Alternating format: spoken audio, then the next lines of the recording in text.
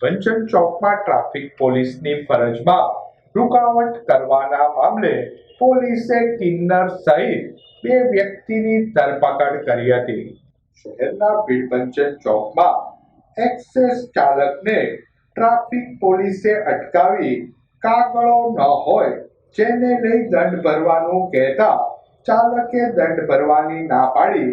કિન્નરને બોલાવતા તેણે સ્થળ પર આવી પોલીસની ફરજમાં રૂકાવટ કરી તાબોટા પાડી દેકારો મચાવી પોલીસ સાથે વઢચઢ કરી અમારે શેનો દંડ ભરવાનો તેમ કહી પોલીસને અપમાનિત કરતા પોલીસે ગુનો નોંધી કિન્નર સહિત 2ની ધરપકડ કરી હતી, જેમાં વિશાલ રમેશભાઈ ચુડાસમા અને કિન્નર અનિતા કુંવર નાયક